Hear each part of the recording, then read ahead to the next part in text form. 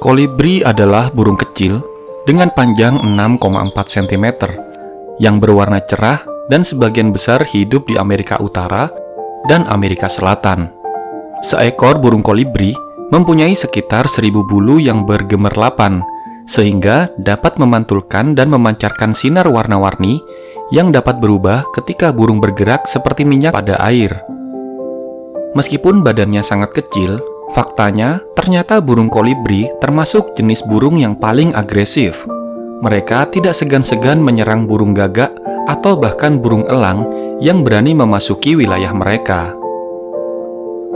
Kolibri bergantung pada nektar bunga untuk bahan makanan sebagai bahan bakar metabolisme tinggi untuk bisa terbang melayang. Perubahan terkoordinasi dalam bentuk bunga dan paruh merangsang pembentukan spesies kolibri baru dan spesies tanaman baru. Karena pola evolusi yang luar biasa ini, ada sebanyak 140 spesies burung kolibri dapat hidup berdampingan di wilayah tertentu. Burung kolibri betina cenderung lebih besar daripada jantannya, yang artinya membutuhkan lebih banyak energi. Burung betina juga memiliki paruh lebih panjang yang memungkinkan jangkauan yang lebih efektif ke celah-celah bunga tinggi untuk mencari nektar. Burung kolibri betina lebih baik dalam mencari makanan, mendapatkan nektar bunga, dan mendukung kebutuhan energi dengan ukuran tubuhnya yang lebih besar daripada kolibri jantan. Kebanyakan tanaman yang diserbuki oleh burung kolibri menghasilkan bunga berwarna merah, oranye, dan merah muda cerah.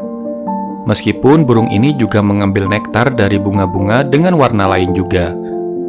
Burung kolibri dapat melihat panjang gelombang mendekati ultraviolet.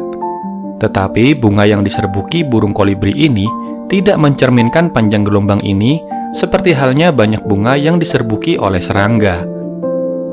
Spektrum warna yang sempit ini dapat membuat bunga yang diserbuki burung kolibri relatif tidak menarik bagi sebagian besar serangga, sehingga mengurangi perampokan nektar oleh serangga.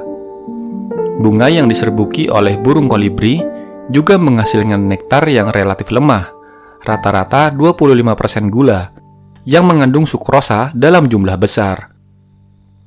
Sedangkan bunga yang diserbuki serangga biasanya menghasilkan nektar yang lebih pekat dan didominasi oleh fruktosa dan glukosa. Kolibri adalah penerbang yang ulung dengan gerakan sayap yang sangat cepat. 1 detik mencapai 12-80 kali kepakan. Seorang peneliti dari Universitas California bernama Christopher Clark melakukan pengamatan untuk mengukur kecepatan burung kolibri betina. Christopher mengambil gambar menggunakan kamera super cepat, sehingga bisa menangkap setiap gerakan dari burung kolibri. Ia berhasil mendapatkan 500 gambar yang berbeda dalam 1 detik. Karena burung kolibri terbang sangat cepat, maka ia membutuhkan tenaga yang cukup besar, dan untuk mendapatkan energi yang besar, seekor burung kolibri membutuhkan asupan makanan yang berkalori tinggi seperti nektar, atau bagian dari inti sari bunga yang dihisap dengan paruhnya yang kecil dan panjang. Varietas kolibri berparuh panjang mendapatkan makanannya dengan cara menghisap madu seperti biasa.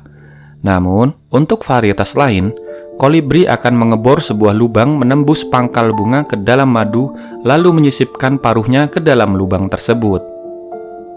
Cara kolibri yang seperti itu juga dapat membantu bunga untuk melakukan penyerbukan silang. Karena biasanya serbuk sari akan terbawa pada kepala atau paruh burung kolibri, dan kemudian berpindah dari satu bunga ke bunga yang lain. Suara burung kolibri sendiri sangat jarang terdengar. Hal ini karena suara merupakan bunyi dengungan yang dibuat oleh sayapnya.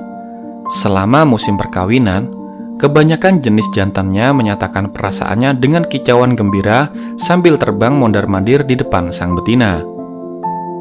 Beberapa jenisnya bahkan mempunyai nyanyian yang sangat merdu dengan kekuatan yang menakjubkan.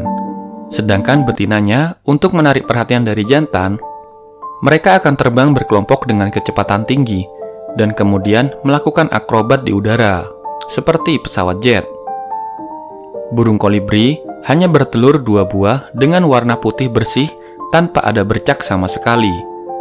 Telur tersebut ditempatkan di dalam sarang yang dibuat secara terampil dari bulu halus tanaman atau terikat pada tempatnya jaring laba-laba.